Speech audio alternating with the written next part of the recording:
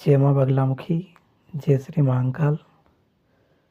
सद्गुरुदेव एवं गुरु माँ देवी ज्ञानेश्वरी जी के श्री चरणों में पुत्र का कोटि कोटि वंदन। भक्तजनों, हठ योग में बहुत सी मुद्राओं का वर्णन मिलता है और उन्हीं में से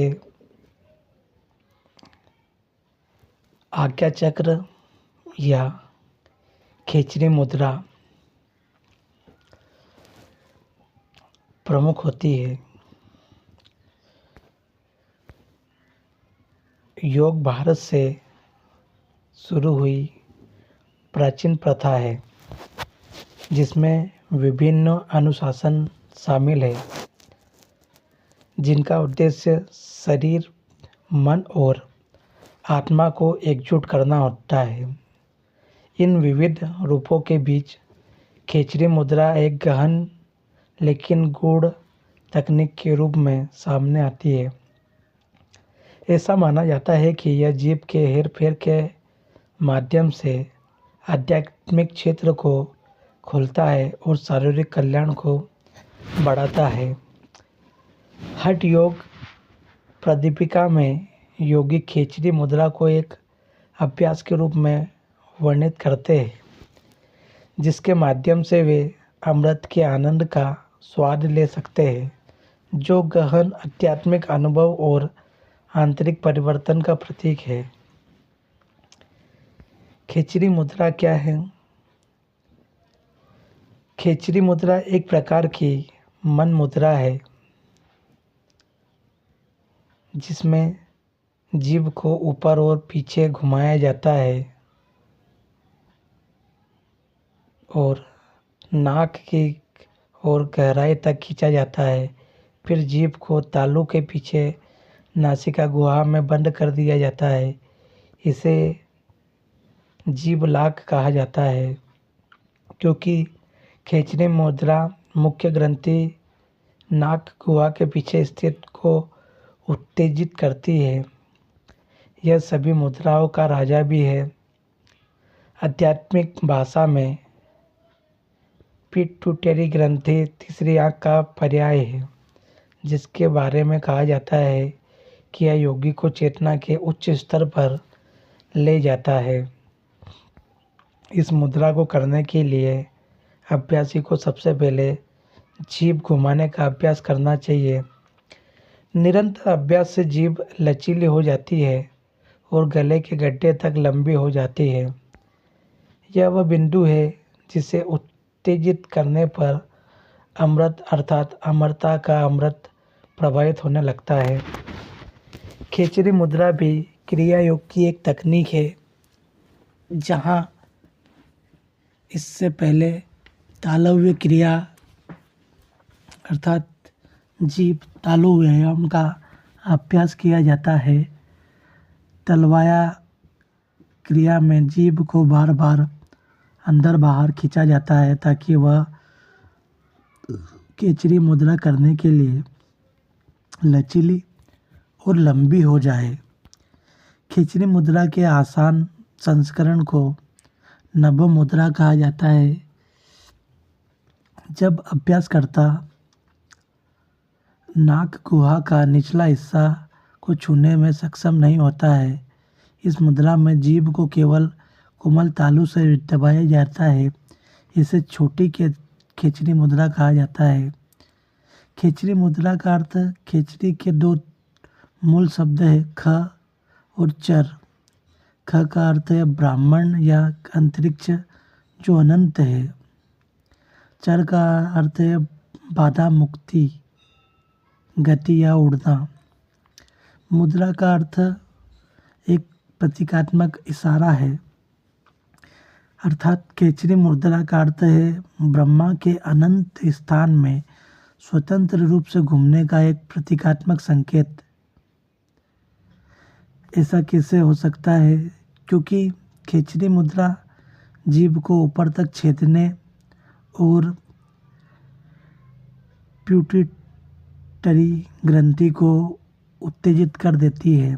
जब इस ग्रंथि का स्राव होता है तो यह अभ्यासकर्ता को ब्रह्मांड के अनंत स्थान में स्वतंत्र रूप से विचरण करने का आनंद महसूस कराता है। खेचरी मुद्रा का अभ्यास करने के लिए हठ योग प्रदीपिका ने उल्लेख किया है कि जीभ के विस्तार को बढ़ाने के लिए जीभ के नीचे की त्वचा को, जो इससे मसूड़ों से जोड़ती है, को काटा जाना चाहिए। केवल अनुभवी शिक्षक के मार्गदर्शन में यह करें, लेकिन इसे फ्रेनल को काटे बिना प्राप्त किया जा सकता है, जैसा कि क्रिया योग और राजयोग में बताया गया है। खेचरी मुद्रा की तैयारी के लिए यह किया जाता है। तालव्य क्रिया में जीभ का व्यायाम करें। पहले कुछ महीनों के लिए नभो मुद्रा जीभ को कोमल तालु तक करना है। जीभ को किसी भी अन्य मांसपेशी की तरह खींचा जा सकता है। खेचरी मुद्रा के लिए जीभ को तैयार करने के लिए वास्तविक अभ्यास शुरू होने से पहले कुछ महीनों तक जीभ से दूध निकाला जाता है। खेचरी मुद्रा के चरण: व्यक्ति को ध्यान मुद्रा में बैठना चाहिए और आंखों के बीच के केंद्र अर्थात तीसरी आज्ञा चक्र पर ध्यान केंद्रित करना चाहिए। अपना मुंह बंद करें, कुछ गहरी सांस लें और फिर सामान्य सांस लें। एक शुरुआत के तौर पर आप जीभ की गति के बारे में अधिक जागरूक होने के लिए अपना मुंह खुला रख सकते हैं। आप इसे कुछ इस तरह भी समझ सकते हैं: खेचरी मुद्रा शुरू करने के लिए अपनी जीभ को ऊपर की ओर फैलाएं, फिर इसे वापस घुमाकर जहाँ तक संभव हो सके पहुँचे। प्रारंभ में जीभ मुश्किल से कठोर तालु तक पहुँच पाती है। जीभ को मुलायम तालु तक सरकाने के लिए नकली निगले इसे 3-4 बार तक करें, जब तक आपकी जीभ नरम तालु पर आराम न कर ले। अब अपनी जीभ को मुंह के और अंदर सरकाने का प्रयास करें। यदि आप इसे सरल तरीके से नहीं कर सकते तो आप अपनी साफ उंगली से जीभ के पिछले हिस्से से ढका सकते हैं। अपनी जीभ को अपने मुंह के निचले स्तर तक पहुंचाएं, जहां आपके मुंह में आपकी जीभ के ऊपर लटकी हुई एक पंचिंग बैग जैसी संरचना होती है, उसको आपको जीभ से छूना है। एक बार जब आप यहाँ तक पहुँच जाए तो अपनी जीभ को यहाँ तक आरामदायक बनाने के लिए इसे 3-4 बार करें। दूसरे चरण में आप जैसे ही आपकी जीभ उबुला को छू रही है, गले के अंदर थोड़ी सी हवा डालने के लिए अपने ग्लोटिस और मुंह को तेज़ी से खोलें। हवा का यह तेज झोंका लुढ़की हुई जीभ को यूला के पीछे धकेल देगा और आपकी जीभ नासोफिरिनक्स में प्रवेश करने के लिए तैयार हो जाएगी। जब 2 चरणों को हम पूर्ण कर लेंगे, एक बार फिर जब जीभ यूला के पीछे अपना रास्ता बना लेगी, तो अब बारी है यूला के पीछे एक जगह ढूंढने की जहां से जीभ अपनी पिछली स्थिति में न आए। यह भाग स्वाभाविक रूप से आ जाएगा। जीभ फिसलने लगेगी, लेकिन इस समय जीभ बाहर फेंकने की तीव्र इच्छा होगी। धीरे धीरे सांस लेते रहे। देखिए कि आपके मुंह के अंदर क्या हो रहा है। बस स्थिति को देखकर इस आग्रह पर काबू पाने की ज़रूरत है। आखिरकार आपकी जीभ नरम तालू के पीछे नासोफिरिनक्स में फिसलने लगेगी। यह जीभ को सबसे ऊपर ले जाएगा, जहाँ यह पिट्यूटरी ग्रंथि नामक हड्डी की संरचना को छूती है, और इसके अंतिम चरण में आप इस बिंदु तक पहुंच जाएंगे कि जीभ ग्रसनी के शीर्षक से आगे पहुंच गई है। यहाँ तक पहुँचते पहुँचते आपको मुंह में एक खालीपन महसूस होगा। यहाँ सबसे गहरी बिंदु पर जीभ का स्पर्श आपकी तीसरी आंख के बीच की जगह के अलावा कुछ नहीं है, जहाँ आपने इस अभ्यास की शुरुआत में ध्यान केंद्रित करने के लिए कहा था। शारीरिक दृष्टि से यह शरीर की मुख्य ग्रंथि का स्थान है। जब जीभ इस पर दबाव डालती है तो वह उत्तेजित हो जाती है। आपके मुंह में कुछ तरल पदार्थ जमा हो जाना शुरू हो जाएगा, लेकिन जब तक आपकी जीभ ऊपर रहेगी तब तक लार को निगला नहीं जा सकेगा। धीरे धीरे अपनी जीभ को प्राकृतिक स्थिति में लाएं और अपने मुंह में अंदर जमा लार का स्वाद पता चलेगा। शुरुआत में इसका स्वाद कड़वा होगा। यह आपके शारीरिक तंत्र के विसरण का संकेत है, लेकिन अभ्यास के साथ साथ आप महसूस करेंगे कि यह कड़वा स्वाद शहद, स्ट्रॉबेरी और मक्खन के स्वाद की तरह मीठा हो जाता है। हठ योग प्रदीपिका में इसे अमृत का आनंद कहा गया है।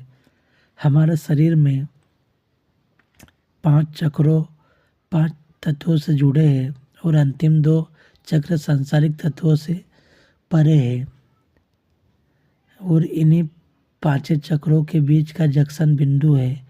इस जंक्शन के कारण गले के स्तर पर प्राण प्रवाह बाधित हो जाता है और हमारे मस्तिष्क केंद्रों को पर्याप्त प्राण मस्तिष्क महत्वपूर्ण ऊर्जा नहीं मिल पाती है। इसीलिए जब हमें इस एक विचार या एक जगह पर केंद्रित करने की कोशिश करते हैं तो हम अक्सर हमारा मन विचलित हो जाता है।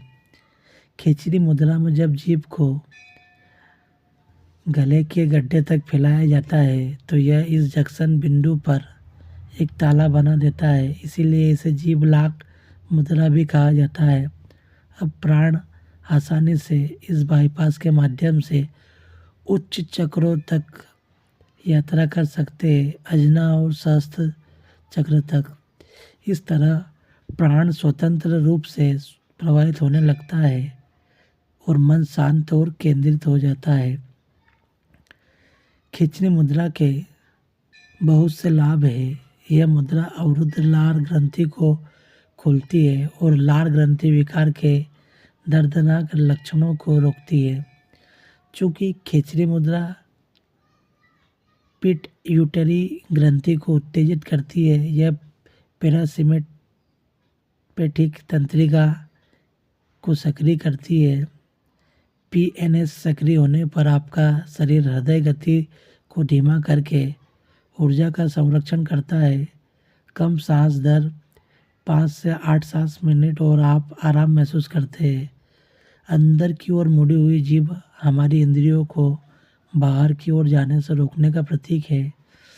इसके अलावा अगर हम जीभ को एक जगह पर स्थिर कर देते हैं जैसे इस मुद्रा में, तो अंततः खुद से बात करना बहुत मुश्किल हो जाता है, विचार कम हो जाते हैं। इस प्रकार खिचड़ी मुद्रा मन को अंदर की ओर खींचने में बहुत सहायक है, जिससे ध्यान करना बहुत ही आसान हो जाता है। खिचड़ी मुद्रा के नियमित अभ्यास से उम्र बढ़ने के लक्षण दूर हो जाते हैं।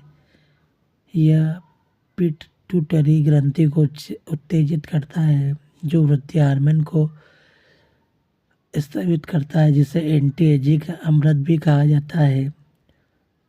ऊंचाई सांस के साथ खिचड़ी मुद्रा थायराइड ग्रंथि के स्राव को संतुलित करती है। बेहतरीन चयापचय सिस्टम, शारीरिक वजन वृद्धि और विकास के लिए थायराइड ग्रंथि का संतुलित स्राव बहुत ही महत्वपूर्ण है। खिचड़ी मुद्रा तीसरी आज्ञा चक्र, जागृति, पूर्व ज्ञान और अतीत इंद्रिय धारणा जैसी कई आध्यात्मिक शक्तियाँ प्रदान करता है। यह एक सफाई अभ्यास भी है जो अमृत के स्राव से शरीर को विषमुक्त करता है, जीभ की गंदगी को साफ करता है, सांसों की दुर्गंध को रोकता है। खिचड़ी मुद्रा ध्यान, मन की शांत स्थिति में रहने के लिए एक प्रभावी तकनीक है। यह मुद्रा फेफड़ों के अंदर हवा को बंद कर देती है और गहरे सांस में सांस छोड़ने को रोकती है, जिससे हमारी जागरूकता बिखरने नहीं पाती है। यह जीभ को किसी व्यक्तिगत तत्व का स्वाद चखने के लिए अधिक संवेदनशील बनाता है।